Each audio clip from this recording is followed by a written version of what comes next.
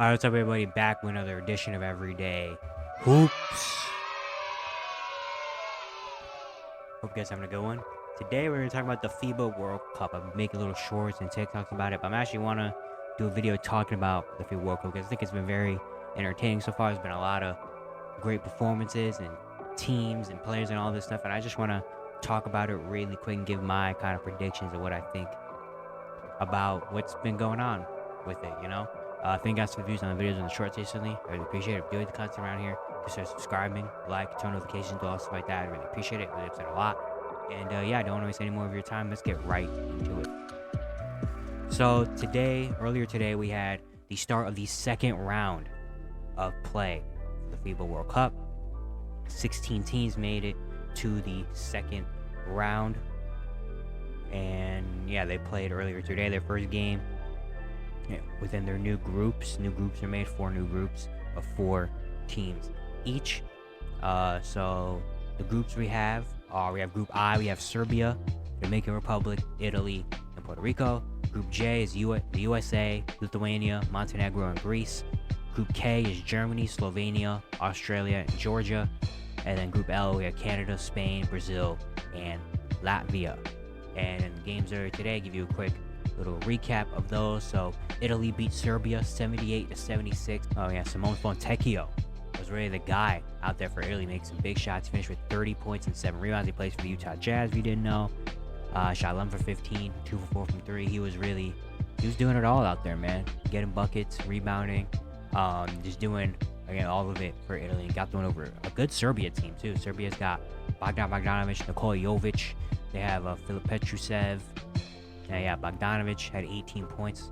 He had a tough shooting day, 4 for 16. He was 1 for 13 from 3. It's very tough. Nikola Milutinov, 14 and 12.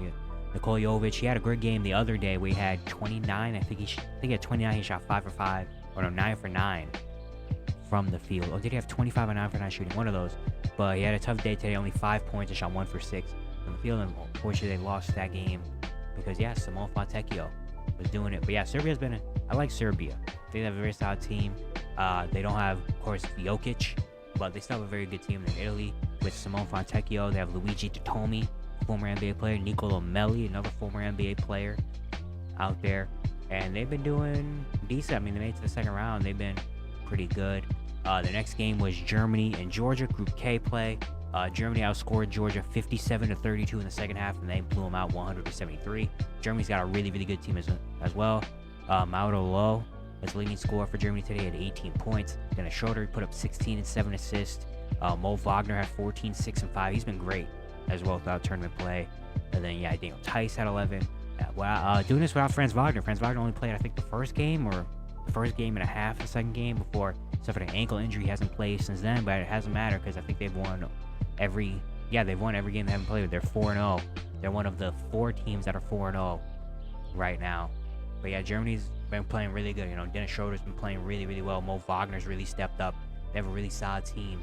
And then yeah, for Georgia, I was very surprised they made it to the second round. They don't have an amazing team, but yeah, they lost today. Germany was just too much for them. Sandro Mamukelashvili, or Mamu, put up 19 points. He just didn't score for Georgia. Goku Badatse had 15, and then Tornik Shengelia, 12 points. I can't believe I forgot about it. The first time I saw it, I was watching this year and I saw Shengelia out there. I was like, dang, that's a blast from the past, man.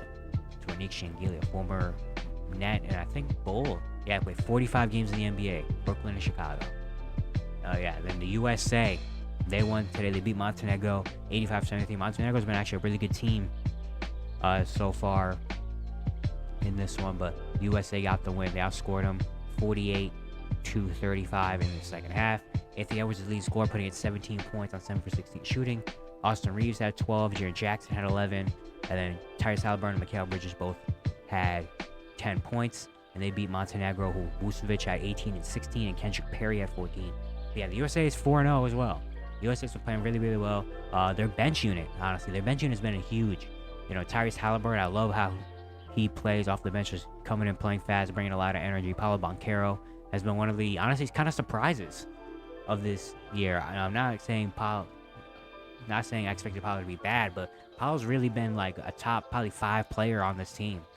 The team Team USA. Like, he's been very, very good on both ends, offensively and defensively. I mean, they've been running him at center. He's been playing small ball 5, and he's looked the part, looking really good. And that maybe open up some doors for when he goes into the season with the Orlando Magic. Maybe throw him at the center. But yeah, Anthony Edwards has been great as well. Austin Reeves as well off that bench has been amazing. And then, yeah, Josh Hart being a starter now. Brandon Ingram coming off the bench. Ingram just hasn't really found his spot or his niche yet on this team. But it doesn't matter because they're 4-0 now, and they've been playing really good. Beating a good Montenegro team who was undefeated. Nikola Vucevic has been really good. And yeah, they've been a team that's really surprised. But the USA won. And now they're moving on to the final group stage of play. Then we had Spain and Latvia. Latvia outscored Spain 27-11 in the fourth quarter. Putting it on them, they won 74-69. Latvia's been a great team as well. So far in this tournament, Davis Bertans put in 16 points. Bordians Kruks, former Brooklyn Net, 13-8. They also have Darius Bertans, Davis Bertans' brother. He didn't play in this game; he got hurt. But he was solid. Yeah, Latvia's been really good. They've been shooting the 3-ball. They shot 8 for 25 today, but they've been shooting the 3-ball really well. They've been playing really good, and they beat a really good Spain team. Spain is the reigning champions of this. They had been really, really good, but they lose this game. William Gomez put up 14. Usman Gruber had 11. But yeah, not much else going on. Juancho Hernan-Gomez had 9. Alex Abrinas, who I didn't even know played for this team, had 5. Sergio Llull. They have Santi Aldama, Victor Claver, Rudy Fernandez. They have a really good team. Unfortunately, they don't have Ricky Rubio. But even still, they had a really good team, and then they lose today. That sets up a good games on Sunday. We're going to talk about that in a few minutes. And then Puerto Rico beat the Dominican Republic 102-97. It's a very high-scoring game, very, very close game. But Tremont Waters closed it out. Tremont Waters 37, 7-11 with 4 steals, 11 for 22, 7 for 13 from 3. He's been balling out in this FIBA World Cup, man. He's been really, he's been looking for, like, he might get a contract, bro. Like, he's trying to get a contract out there, man. He's been balling. So really nice to see. George Conde had 18-7. And yeah, Puerto Rico's been a very solid team as well. From the DR, Cat put up 39-10. He's been playing really, really good as well so far in FIBA play. He's been great. He had DR undefeated before this loss. Andres Feliz, he's been one of the top players in FIBA as well. 22-8. He shot 4 for 4 from 3. Lester Quinones had 13. G. Montero had 12. But Puerto Rico got the job done with the win. Then Slovenia beat Australia 91-80. That was a big surprise. Slovenia outscored them 25-18 in the fourth quarter. And Australia's now eliminated. Slovenia, Luka put in 19-7-6. Didn't really have a crazy game today. I mean, he was still Luka Doncic, but he didn't have an insane game. Only took 9 shots, but he also took 10 free throws. But he's got this team looking right, man. Mike Tobey has been great as well. He had 18, 12, and 5 today, and 8 for 10 shooting.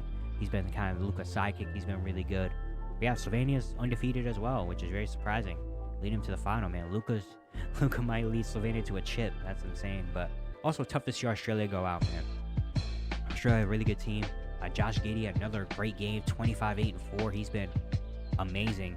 So this FIBA play, and very excited to see how he comes into this season now after having this big FIBA World Cup. Patty Mills put up 17. Dante Exum at 13. But yeah, everyone else, it was a tough day for everyone else out there. Couldn't really get their shots going in Slovenia. Took them down. Now they're moving on to the final phase.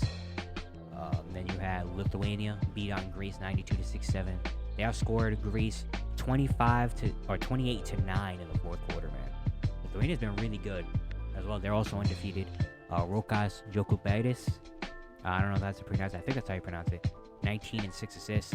They had Imantas Benzias and Jonas Valanciunas both had 15. Ignas Barzakis, 18 points, shot 7% from the field.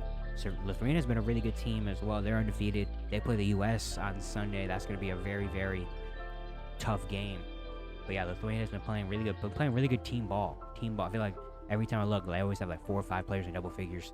Been really good. And then Greece, unfortunately, without Giannis there, it's just been very tough for them.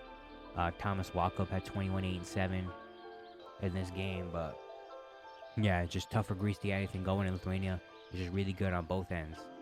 They got the win in the final game. Brazil beats Canada 69-65. They outscored Canada in the fourth quarter 42-28. Brazil led by Bruno Caboclo, 19 and 13, 7 for 13 shooting. He was good, and then Guy Santos had 10 as well. But yeah, Brazil just really walked him down. You know, for Canada, Shea had 23, Lou Dort had 17, and then no one else could do anything. I mean, Nickeil Alexander-Walker was 1 for 9. RJ Barrett was 1 for 8. Kellen Lynn was 2 for 8. Dylan Brooks was 0 for 3. Like, besides Shea and Lou Dort, no one else can really do anything on Canada, which is a big loss, and now Brazil has them there. So every team has played 1 game so far in the second round, and in the group stage, there's still 4 teams that are 4-0. Those teams are moving on. So USA and Lithuania are both 4-0. They're moving on to the final phase. They're in the same group, but they're going to play on Sunday, the final game of the second round, just for like standing purposes.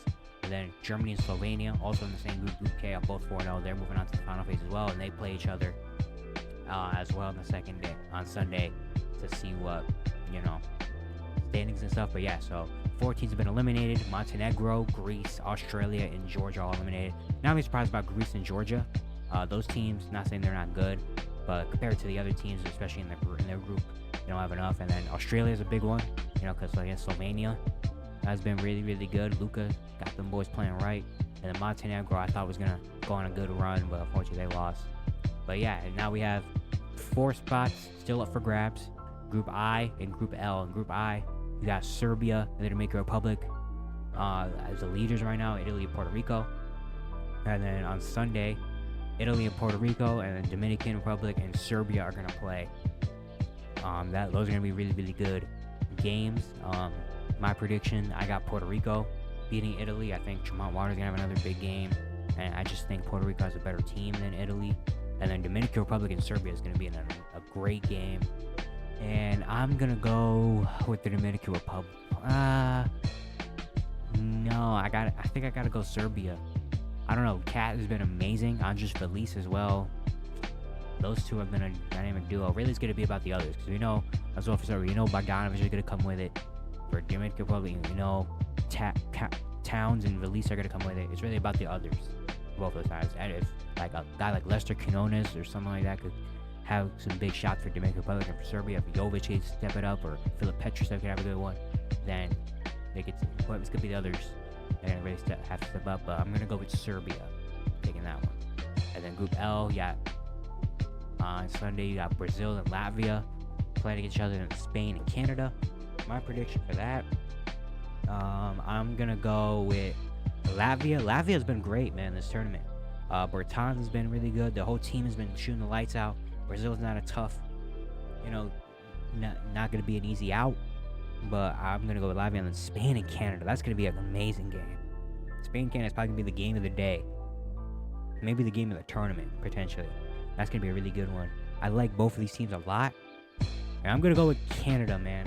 I don't know. I think Shea is going to have another big game. And I think with the guys they have in their team, no way they're going to have another shooting day. No way RJ Barrett and Nickeil Alexander-Walker are going to combine and go like, 2 for 17 again, and Dylan Brooks is going to go over 2. I don't think that's going to happen again. I think one of those guys is going to step up and have a big game as well.